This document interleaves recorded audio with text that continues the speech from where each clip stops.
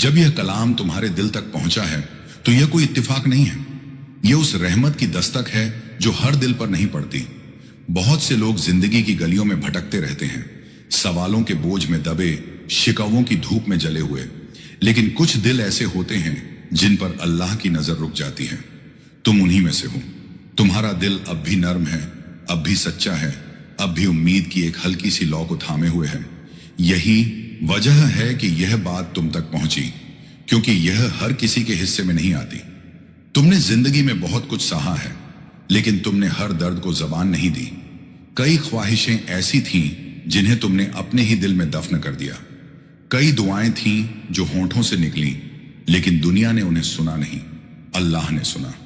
उसने तुम्हारे सिसकते हुए सब्र को देखा, तुम्हारी खामोश रातों को गिना, तुम्हारी आंखों की नमी को पढ़ा। जो कुछ देर से मिला, जो कुछ अब तक नहीं मिला, वह किसी नाराजगी का नतीजा नहीं था, वह तरबियत थी, वह तैयार करने का सिलसिला था। तुम्हें लगता था कि रास्ता बंद है, कि हालात थम गए हैं, कि किस्मत जैसे सांस ही नहीं ले रही। लेकिन हकीकत यह है कि अल्लाह तुम्हारे भीतर एक ऐसी मजबूती पैदा कर रहा था जो हालात के बदलने से पहले जरूरी थी। अगर पहले सब कुछ मिल जाता तो शायद तुम्हारा दिल उस नूर को संभाल नहीं पाता। इसलिए देर हुई, ठहराव आया, इम्तिहान बढ़े, ताकि तुम्हारा यकीन गहरा हो जाए, ताकि तुम्हारी नजर दुनिया से हटकर उस रहमत पर टिक जाए जो कभी साथ नहीं छोड़ती।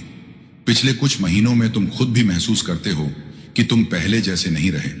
तुम्हारा दिल अब जल्दी सख्त नहीं होता।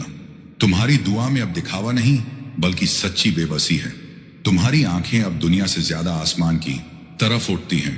यह तब्दीली किसी किताब से नहीं आई, यह आहों से आई है, यह आंसुओं से आई है, यह टूटने के बाद उठने से आई है। हर वो लम्हा जब तुम्हें लगा कि अब और सहन नहीं होता, उसी लम्हे अल्लाह ने तुम्हें